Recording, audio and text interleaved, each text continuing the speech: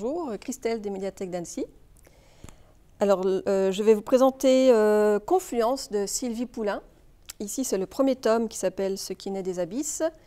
Le deuxième tome est sorti lors de la rentrée littéraire. Il vient de sortir. Voilà. Sylvie Poulain est une autrice française et c'est édité aux éditions Bragelonne, qui est une édition réputée dans les livres de science-fiction. Sylvie Poulain a une vie professionnelle assez atypique. Elle a été pilote d'hélicoptère dans la marine, enfin dans l'armée aéronautique navale, et elle s'est reconvertie ensuite en relieuse professionnelle et écrivaine. L'histoire rapidement se passe en 2345 à peu près, 136 ans après l'immersion.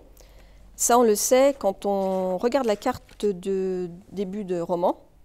Donc on ne sait pas ce que c'est l'immersion, on sait juste qu'on est dans un monde post-apocalyptique.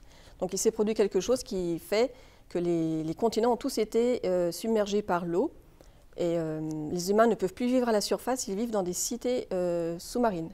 Le monde de l'Atlantique Nord est gouverné par deux grands organismes. La Hanse, qui possède des sous-marins qui naviguent entre les cités sous-marines pour les ravitailler, et la Pax, qui est censée maintenir la paix dans l'Atlantique Nord. Mais paradoxalement, on commence le roman directement dans l'action avec la Pax qui attaque une cité sous-marine située dans les abysses parce que cette cité ne correspond pas aux critères de la Pax et donc attaque. L'autrice dans ce roman a voulu mettre en avant la force du groupe, le travail en équipe, ce qui est essentiel vu que la majorité du roman se passe dans des sous-marins.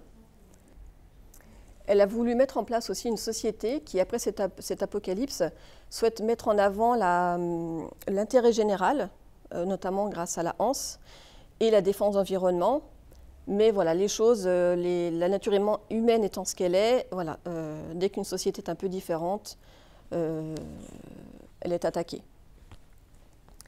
Elle mélange dans ce roman les notions scientifiques et sociétales très documentées par exemple, sur l'océanographie, la vie sous-marine, la théorie du soldat augmenté, qui se concrétise actuellement grâce notamment à travers les exosquelettes des soldats.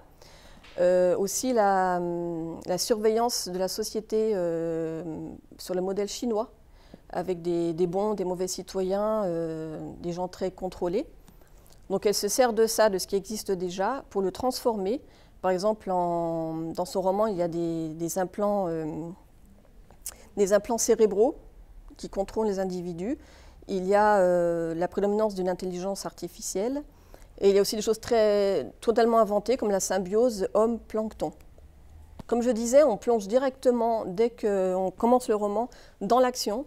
On va découvrir le monde tel qu'il est, les différents personnages petit à petit.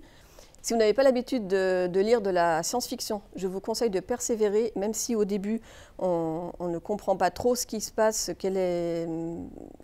comment est construit ce monde. On découvre des intrigues politiques très réalistes et aussi des intrigues intimistes qui font appel à la loyauté, à l'amitié, à l'amour. Voilà, vraiment la psychologie humaine est très développée et on s'attache très fortement aux personnages. Ce que l'autrice aussi a voulu vraiment mettre dans ce roman, elle s'est dit en fait que dans 300 ans, le patriarcat n'existe plus, les relations amoureuses sont autant hétérosexuelles qu'homosexuelles, etc. Et du coup, dans ce roman, les hommes et les femmes ont tout à fait les mêmes rôles. Il n'y a aucun degré de hiérarchie. Et c'est vraiment très reposant, très satisfaisant de lire ce genre de roman, dans le sens où si vous lisez des anciens livres de science-fiction, les seuls héros sont des hommes et les femmes ne sont que souvent des secrétaires. Donc c'est une jeune autrice à suivre. Elle a déjà écrit quelques nouvelles, notamment dans Contes et récits du Paris des merveilles. Et ceci est son premier roman. Donc jeune autrice de science-fiction française c'est vraiment à suivre et à découvrir. Vous pouvez retrouver ce roman dans les médiathèques d'Annecy, le premier tome et le deuxième tome.